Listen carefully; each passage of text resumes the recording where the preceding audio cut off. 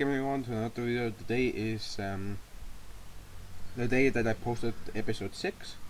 I thought I'd do episode 7 a day before, so I'd have something stacked up, because tomorrow I'm kinda just going to do some stuff.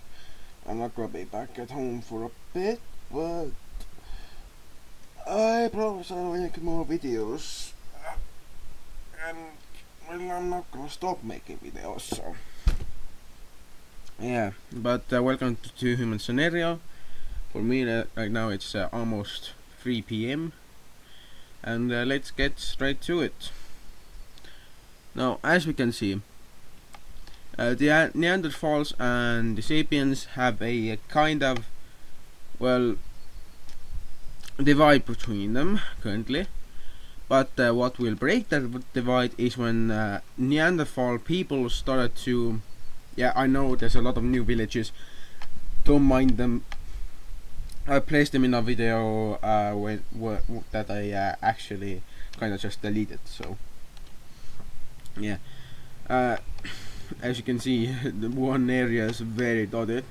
Looks like Crimson Mycelium from Minecraft, but yeah, what will happen between these two species is that when the Neanderthals started to go even more south, seeking to find more and more areas to live in, they met the humans, the Sapiens, and they were like, "Who are you?" Their languages weren't even close to each other, but they could understand each other in some way by making cave paintings or paintings in general. And these two peoples quickly just discussed some stuff, and knowledge of this different looking people down south that reached into lands unknown reached every corner of the Neanderthal peoples, and even people from as far as Brittany, as far as Mariel's Forest Point, and from the biggest, toppiest part of Finland, the Finnish people came. Quickly we see that due to this discovery, people started to see more and more about the people over here, and they quickly found out these guys have their own culture too, and were not like the others. Well, quickly some racism also started to appear, but that was only temporary by some measure of things. Quickly we do see that these areas in the Balkans are found out about, but we also see some exploration done by the Sapiens on Italy. Now, the Sapiens, I know I call them that, but I shouldn't just call them us that, the humans of now. But keep in mind, there's Neanderthal peoples and the Sapien peoples. So they're not the same peoples, they're different species altogether, and I just can't call two humans human in like one word, because that would just be like saying two people are from, like, one is from all the way from uptown Alaska and one is from all the way Australia, well, not Australia, Antarctica, and you just put them together and say they're just human, which they are, but that word human affirms the human species, or the current human species that lives in our world. But yeah, these two kind of find out about each other. They're not very friendly towards each other, and this quickly just causes some very, very, very, very bad things to happen, like crimes against each other. It's not a big thing to talk about, but we quickly see some Carthaginian colonies being made over here. The biggest being this one, but the other ones being these two, and a bit of coast and land over here. Now, in the old times in this world, land means success, and the more land you have, the more success you will have. I'm just gonna give that area over here because this looks a lot better on the map. But quickly we see that people will between these people two people are going to meet up in the middle by settling these areas. And where will they meet? Well, surprisingly, they decided to meet on the coasts to make the view a lot better. And once these two peoples got closer to each other, they were kind of friendly towards each other. The Turks and the Bulgarians got along. Some Bulgarians even somehow learned the local language, and yeah, all was well until yeah, the Romanian people were like, "Ooh, sapiens, that means just dollar signs," and yeah, that's all I'm going to say right now, because we're going to get into that soon, and it will paint a picture for the sapiens. What, like, this already painted the friendlier sides, but the other sides are going to be painted very bloody, very bloody. We quickly see the Thracian areas go up into modern-day Bulgaria and Macedonia, but we also see some Bulgarian peoples of the Neanderthal race just inhabiting these areas. We also see these Balkan people started to move over here, but as you can see, a recurring theme happens where these guys just want to cut off the Thracians. Why? Because the Thracians somehow hate the Bulgarians, and the Bulgarians have the same mentality. That was until everyone agreed that the Romanians were a menace, because these guys quickly just expanded down south, found all these horses over here, even though they have like horses all over the steppes, and you know what they did? You wanna know? Great, if you don't, that's up to you. But these guys went on a rampage. Quickly, we see that yes, the Balkan people managed to actually expand over here, and so did the Hungarian people. But quickly we see attacks by the local Romanians on the edges of Balkan lands, quickly becoming raiding parties and settlement parties, as raiding parties would clear the path for more people, and the settlers would come in as the people. We quickly see that the Sapiens prove not to be so pushovery, as they start to be very hostile towards the Romanians, but still they're unable to retake every piece of their lost lands, being these areas which are lost, but in return they manage to take some areas back from the Romanians that let's just say the Romanians weren't happy about losing, but their chieftains were like, you know, these Sapiens are just gonna steal our lands, that's what they do, that's their model. And quickly we see that the Bulgarians will hate the Romanians, same with the Balkans. I should call them Yugoslavians, because that's what they look like. They look like a fucked up Yugoslavia. But Montenegrins would be also better. Or Serbians, I could call them Serbians. What the fuck was that? Huh? But quickly going over to some other stuff. Sorry about the noise in the background. I think somebody's mowing the lawn, although a bit loudly. Yeah, that's a bit loud. Let me just I don't think it muffled anything. But yeah, we also see quickly over here that the Georgian peoples will quickly take over these areas over here, and they will manage to become quite the people, to be honest. As we see, I actually should call these guys Ossetian, because they're more Ossetian than they look to be Egyptian, but we see the Turks managing to link up with them, making this very weird border, which I'm going to outline the species, which species are where, to be honest. There we go. As you can see, a boundary has been set between the two peoples. It will probably change throughout time, but we'll see that happen quite a lot. But going back to unknown lands, we see that the Italians have started another conquest up north. And why do I say conquest? Because there's a settlement party. Now people have started to move all over the place. They have started to find out about the Italian areas even more, and a lot of them quickly start to make a lot of this area theirs. By theirs I mean they have started to settle it, and even some parts are being discovered by the Croatians, who find out about these islands around here. Now quickly we see that Venice is discovered. Well, not discovered, but what appears to be the areas around Venice is discovered, and Venice, the Venetian lands themselves too.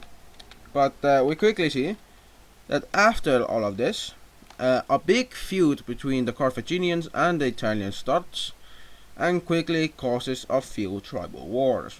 Now these tribal wars won't be shown in this video or any other video.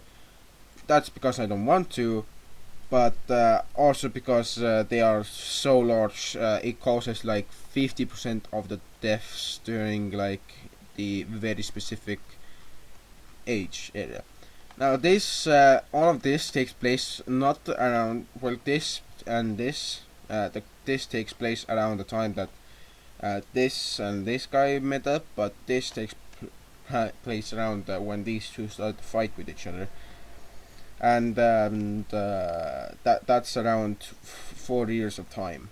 So we have gone 4 years into the future. So that means a lot has happened.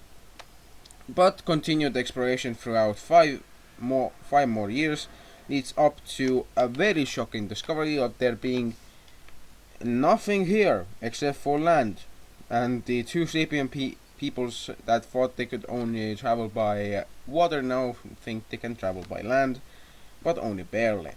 As we see quickly after a few months, people start to kind of see that, wait, if we're going over here and there's news of mountains up here, what are the Neanderthals doing?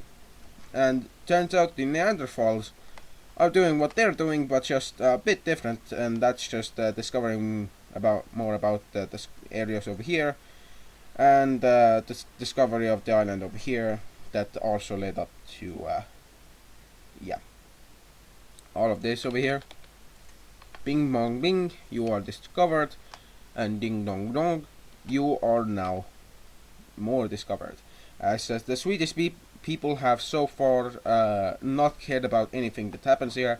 Some Swedish people sailed south and found out about this island.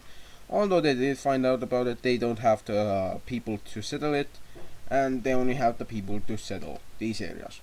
So they go and do that, as they decide that it's easier to go around these areas. The Yiddish and the Copenhagen peoples start to actually help out the Swedes, but only for their own interests, as their people really want to expand somewhere. And the only place to expand right now that doesn't have a lot of land taken is Sweden, and everywhere else except for Sweden and Norway. We also see the Nenets doing a lot of exploration to the point that they actually find out about the White Sea, and they're like, "Wow, this is so cool!" And they're like, "Wow, oh, this is weird," and they stop around the Kolan Peninsula because it gets stupid cold. But otherwise, I'm gonna just say that the cold doesn't stop the people that go over here. And about 1,000 more people go on to discover more of the Kola Peninsula until they stop. And they're like, yo, if that's all there is, why are we even here? And most of them just go back, but the Maris have also done something, and that's go into Kazakhstan. Now they have done this at their own expense, losing about a few 100,000 men, and, well, women, as well as some ox and cows that they managed to domesticate.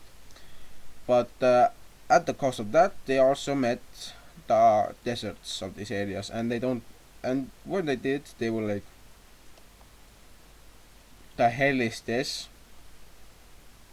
Why is there a desert here, or whatever these sandy areas are?" And eventually, the Magyars developed a word for desert, and that is Sandina. Sounds very English, but that's because it's just meant to be that like that. Don't ask me. It just is. We quickly see that the Arar Sea is also discovered, and a quick expedition towards the east finds out about practically nothing except for there's more lakes over here than there's down south. So they keep just going until they're so far that they find a lake and they just stop and like, you know what? Let's just stop here. There's no point in just continuing. But as they did that, Sapien people start to discover more about Persia, and quick successes managed to actually snag a lot of land until they managed to reach the southern Caspian. Now, due to them reaching the southern Caspian, they also went north and found out about the Azerbaijanis, although the Azerbaijanis didn't know anything about them. So the Sapiens just said, "You know what? We are from over here, from all the way over here. We just came all the way over here, went down south, and we're like, nah." Then we went back up and just traveled until we saw you guys. And their story is bought, but not fully. And quickly we see that they used the story that they made to make a lot of expeditions. Around this time, expeditions are what exploration teams are called, and many of these peoples are still in the exploration phase. And as we can see, over the time of a few dozen years, the Mari peoples actually connect up with the Sapiens, and for the first time they actually talk, and they find out that they absolutely hate each other and they don't like each other. Yeah, that's the only reaction they get from each other. And when both peoples go back to their homes, they will say the Sapiens over here in Mesopotamia, these guys are full of horse dung and they don't like each other. They're big-headed dumb boys, and they don't look good. They smell a lot too. And the Neanderthals have their own saying about the Sapiens of Mesopotamia, and they call them Nuklis. Why Nuklis? Well, it means dumbass. That's putting it lightly. It actually means two words, but I'm not gonna say those words because one of those will get me banned. Never gonna say it, but will get me banned. But quickly we'll see that all of the Persian areas over here will get a new people for it, and that will be actually two peoples. Now, the Azerbaijanis will come down south a bit and discover that the Sapiens have discovered all of this, but I don't really care because all they see is like, well, this is the boundary that they know about, and they know that somewhere over here is more land, and the Mesopotamians are around over here. So they think all of this is already taken, so they're like, you know what, let's just take all of this. So that's what they want. And they actually managed to do that after months of grueling this exploration through the Anatolian mountain ranges and everywhere else, because yeah, it's just like that.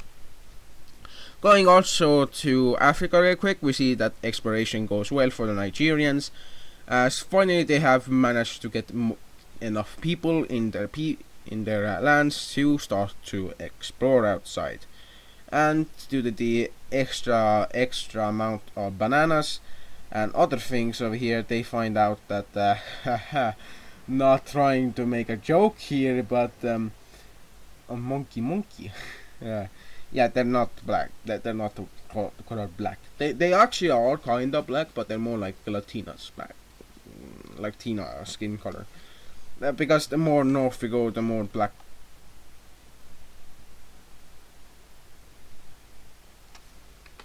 Anyway, so I have kind of updated to while that me looking at over here was happening. I have updated all of this.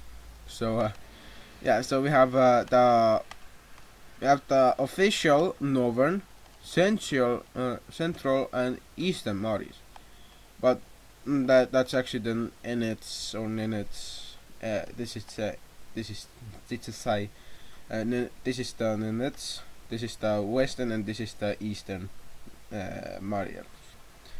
So the only thing that makes them different is the geography and their language, the ways of their talking. They have very different ways of talking. Also, if you kind of noticed, yeah, this has happened, and why did you take these areas? And why did you take this island? And well, this is kind of justified. Well, not fully justified. I should still have to hold up. Wait a minute. They're not done.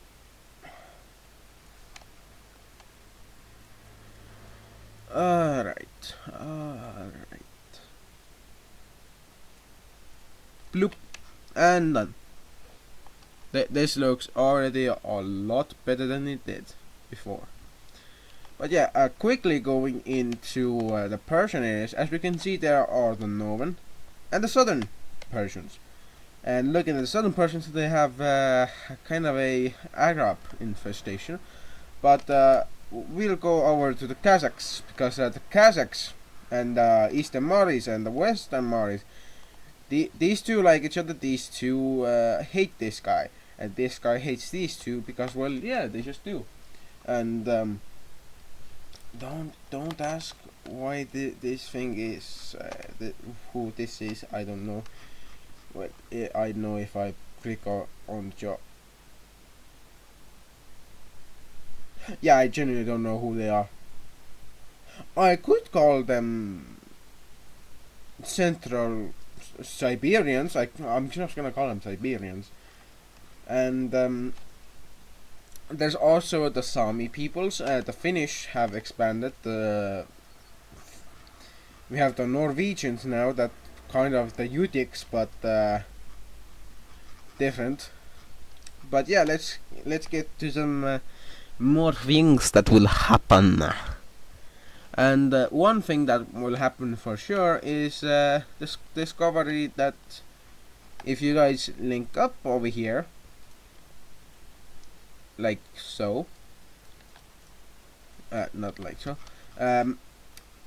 then you can just go from all the way over here, go all the way down south, come back, and that was the discovery. People were like, oh, this is cool. And then these guys made their first towns, actually. They made 3 of them. The first one, obviously Carthage, but it's going a bit over here. The second one was over here, and the third, surprisingly, was more inland. No, I'm joking. I'm very much joking. Joke. How the hell am I joking? But yeah, this is yeah.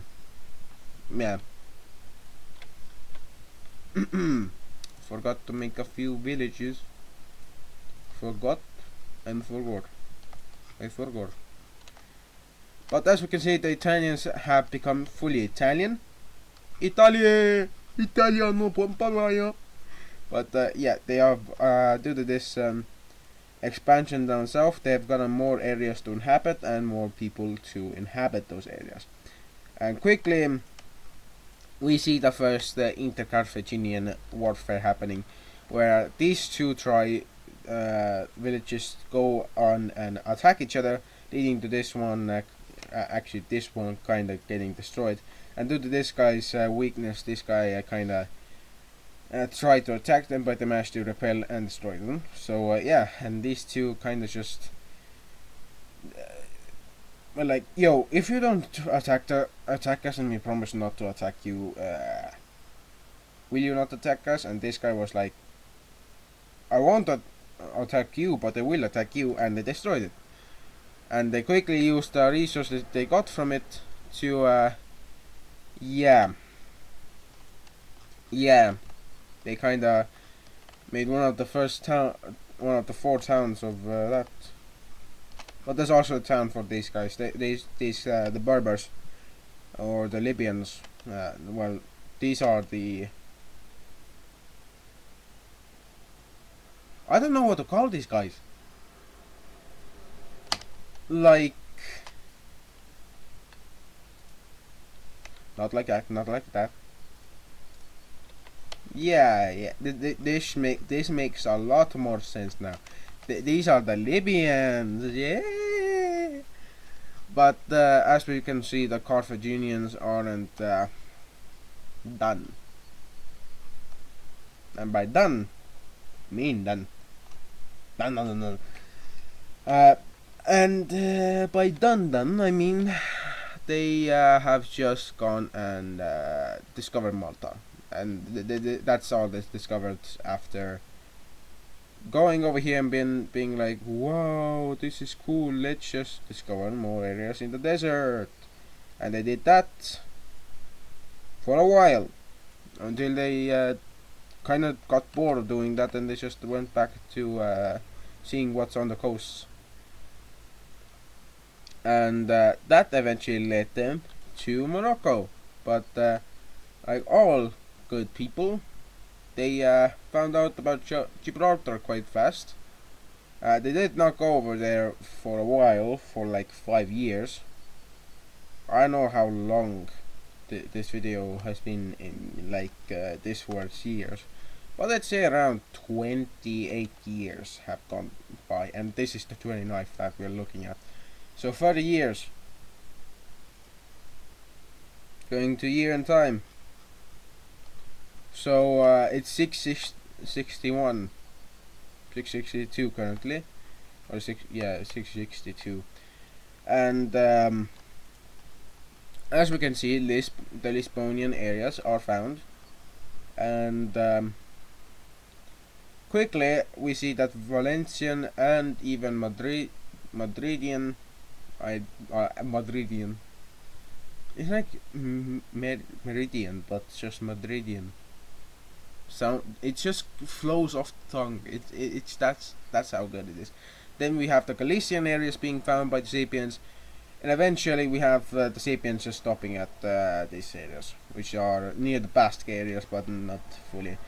And some of these Valencians are like, you know what, I hate the mainland. Let's just sail out. They found these 3 islands, but they just kind of left these guys alone for a while. But yeah, these guys don't know they're on the verge of meeting each other. Everyone doesn't really want to go into these areas because they just think it's nothing but sea over here, even though some people have claimed there's islands there. That's some people. But as we're about to see, a lot will happen in this world as the Carthaginians, good old boys or good old friends. As we can see, I have had these guys, and yeah, this just casually happens. Also, there's the Maltese. Yeah, we have the people on Malta. They're entirely different from everyone else, and that's all they're gonna be. And yeah. But quickly we see that the Numidians now exist, and they've become very famous for not only their cavalry but their archery. Quickly they also see many successes in between each other because one, these guys are hella war oriented, and they like war. They don't stop. They don't stop until they have defeated their enemies, or their enemies just beg. That's what they call insanity. That's what they do. And some of them even are in villages, but these villages are scarce, and even though they are scarce, they have a few hundred people at most, and they're like a town at best, like in population regards. but nobody calls them towns because they don't have walls around them, which kinda is weird. But the sand walls are needed to defend against anything, against raiders and stuff, which is kind of unfortunate for the people. But what can you really do? What can you really do? There's also this weird thing over here that the Carthaginians really do want to take this island from the Madridians, or the Iberians as I would like to call them now. But they're not allowed to for some reason. People just don't want them to. And the Valencians also have some villages. One was on the water, but I'm not gonna allow it to be that way. And we also see that I don't know what these islands are called, but I'm just gonna call them the Islanders, the Spanish Islanders. And these guys are gonna have the best day of their lives when they find out that nobody knows about them. No one knows about them. They are the only people on this island as of current, and no one really cares about them. So they're gonna be very happy about that. Even though they shouldn't, because that's like a loneliness, and loneliness isn't very healthy. But who said that that's ever a problem? Yeah. But we see that quickly after this, that villages begin to appear for the Carthaginian people, even on the literal outskirts of their lands, of living areas. That it's kind of just becoming kind of weird for how many there are. And there's also the I think no African bear. There was a bear species or lion species. I don't know. But these guys, there's the Nile or lion. There's that thing, and they're not being hunted because the Egyptians regard them as the animals of gods. So if you kill them, you have your entire family's heads on the line, and not only their heads but their lives. But as we can see, Lisbon as a place has been made, but not only is it called Lisbon, it's called the crater of Portugal. That's what we're gonna call it, because there's Galicia, and there's this weird thing, because I remember there was like a people that lives here and have a very different language, different culture, different everything from Spanish and Galician. So come on. But we see that after all of this, I think I have gone on this video for 33 minutes. Oh my god, I think I'm gonna squeeze in one last event, and that's something on the political layer. As we can see, the Carthaginians have done a lot of consolidation. They are one of the biggest peoples in terms of population, and they are one of the best for living. Because you have villages over here, village over here. Don't have a village over here, but they're gonna have their own stuff. And when I say colony, I mean colony. These things are colonies right here. And quickly we see the first state of Carthaginian origin being born. The first nation. Now this is a proto-nation. It's still a group. Oh my god! It's still a grouping of different peoples, but it operates similarly to any other nation. But it has different ways of law making, and anyone who breaks a law is subject to being killed. Even though this nation over here might have fallen, due to this nation, we see another nation is born in terms to counter this, and that is the union of the villages, which is these many villages over here, who find it reasonable to actually do some stuff. And if we put on, It has some land that isn't very in the other areas, but yeah. But quickly we see some conquering done by the leader of this nation. They conquered this village in an attempt to become larger, and quickly conquering becomes the favorite pastime of this nation as they begin to conquer the people that are on the coast. Quickly we see that this happens to be the greatest event to ever happen in Carthaginian history, because quickly this leader becomes the first to attack another nation and declare war. Now, war wasn't declared, they started to fight and they were like, if you're gonna fight us, we're gonna fight you. But the village union started to actually fall apart, and quickly we see that after the loss of already 3 or 4 villages, the last 5 villages over here that fell caused the entire area over here to fall.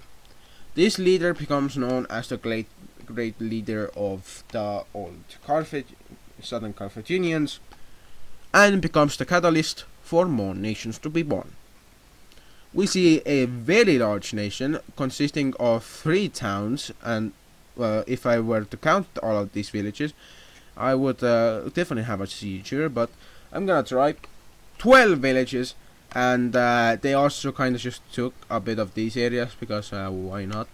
These are Carthaginian by blood, and we quickly see that these guys just kind of go south and find out that these guys are doing stuff over here, so they really want this coast, but they can't kind of get it, so yeah. But we quickly see that after that news of 2 states, very powerful, very consolidated, turn into rumors of making their own states, and we quickly see that the first state to come into existence, other than the Carthaginians, is the Spartan state, the state of Sparta. Now, I'm calling it a state because it's not fully a real nation yet. It's calling itself the Kingdom of Sparta, but it's not technically the Kingdom of Sparta because it kind of has some rivals in terms of villages, because some villages kind of just declare their village states, and like these two declare their village states, and quickly the states of the village states become very powerful in their own regards, in their own areas, and some village states actually conquer other ones and take them over. Quickly we also see that Athens becomes a country, but it's so small and so weak that the Spartans are like, this is not even worth fighting. But they slowly start to consolidate their gains over here, and they quickly just take over island by island. They quickly hop every island they can, taking it over one by one until they take over the Northern Island to the north, and they even stop some of the Spartan people from expanding their nation. Quickly we see the Kingdom of Sparta takes another village under its belt, but we see that Athens, not to be outdone, does the same. Athens becomes quickly a major trading power as it starts to consolidate its gains. Crete eventually decides to make the Cretan peoples nation. Well, the Cretan peoples are actually divided into 3 different groups. So yeah, kind of stupid to make a very different people, but that's what happens. And we quickly see that after all of this, the first states of the world have yes been born, but we cannot call them states as they are proto-states still. They are not, as I call them states, that means they're not a nation. If I call them a nation, then that means they're a nation. So yeah, these 2 are official nations, but the rest of these guys are like states. And quickly we see an interstate war happening that will start with a Athens-led coalition of villages from these areas, and even from some of these areas, against the Spartans. The aim is to recapture all the villages lost, to re-give them their independence, or make Athens even a bit stronger. And quickly we see that Athens manages to land some troops on this island, using very primitive boating methods of building boats. They quickly take this passage, leading to the Spartan navy managing to escape their grasp, but managing to also abandon its forces over here, causing a very big blow to the Spartans. Athens will be stopped in the battle for this village over here, where Athens tried to help and defend this village, but was unsuccessful when these guys just invaded. We see that after these guys in the Spartans invaded, they quickly just took this village, and they went on to even capture this village. Although they did try to recapture this village over here that was taken, it was unsuccessful, and they only managed to take over the nation over here, managing to only collapse these forces, but they weren't able to fully annex them, only managing to annex some border areas. Quickly we see that Athens will also try to do the same as them, but due to some very complicated things, we see that the Spartan peoples will start to fight the Athens, managing to fight off the Athens people, and quickly we see that the people of Athens are retreating back to their capital, and eventually their capital is sieged out of oblivion. But a very strong person named Augustus Aurelius comes along and decides, you know what, this is my town, I live here, I'm gonna fight for it. And when he comes to the battlefield, he is an absolute menace. He destroys dozens of troops, managing to push back the Spartan forces by sheer strength alone. He managed to also become a commander, leading a charge to retake this whole area, and he managed to do so, but his only defeat was in the battle for this passage, where he lost a few hundred troops. But eventually the Spartan people were unhappy with the war and demanded the same as the Athens people to end this war. Athens managed to win this war with some gains, but Sparta did the same with even more gains. Sparta quickly even consolidated itself again and managed to even take this island for itself, although it couldn't do the same for this one, as this one had already gone and done a very powerful thing. I can't speak. Can I speak? Yes, but only if I stop saying ma.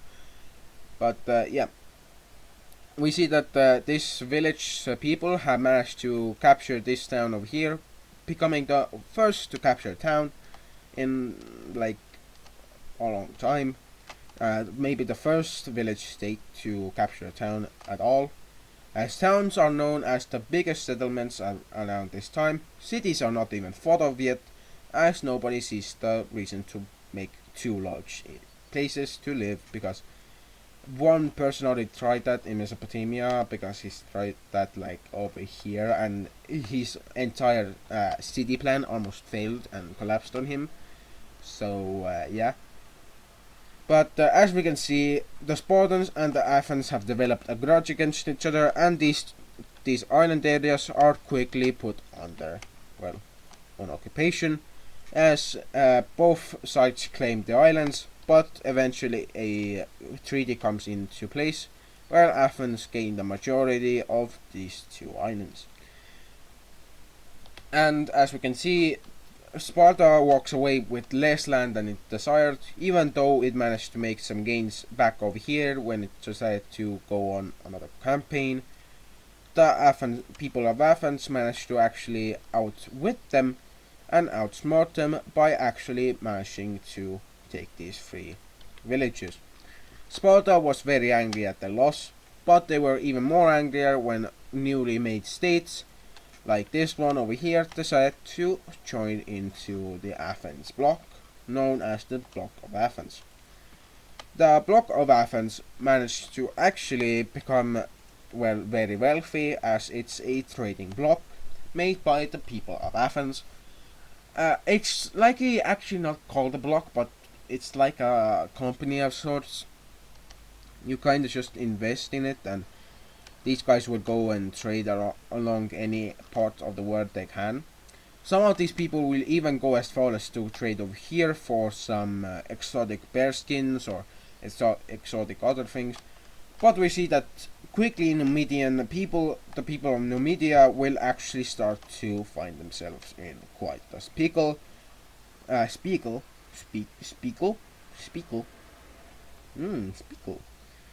We see them in quite a pickle, as the first state to be made over here was this one, and after another one was made, it quickly subjugated this one.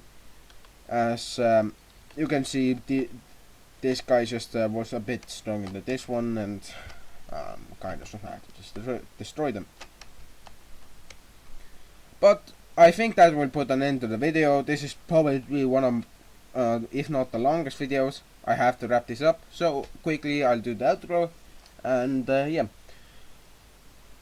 If you guys liked the video, take the rock that is the like button, throw it at the tree that is the subscribe button. Please subscribe, as it helps out the algorithm to develop its roots into the ground, sucking up the nutrients that it needs to help people come into my channel and see my videos. Thank you all for watching. I'll see you guys in the next video.